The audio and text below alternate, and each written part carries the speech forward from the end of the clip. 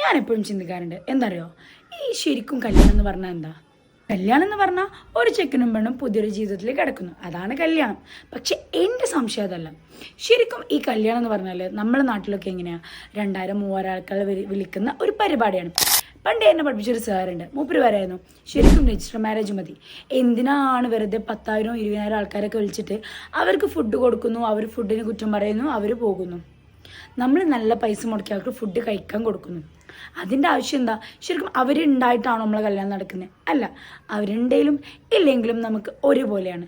പിന്നെ എൻ്റെ ഒരു അഭിപ്രായത്തിൽ ഈ കല്യാണത്തിൻ്റെ സമയത്ത് ഏറ്റവും കൂടുതൽ ബോണ്ട് വേണ്ടത് ചെക്കനും പെണ്ണും മാത്രമാണ്. അല്ലാണ്ട് അപ്പുറത്ത് കുറ്റം പറയുന്നവരും ഇപ്പുറത്ത് നല്ലത് പറയുന്നവരല്ല, അല്ലേ?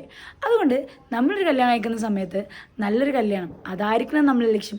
അല്ലാണ്ട് ആളുകളെ വിളിച്ച് 10 ആൾക്കാരെ വിളിച്ച് കല്യാണം കാണിക്കുക എന്നുള്ളതല്ല, അതാവരുത് നമ്മളെ കല്യാണം.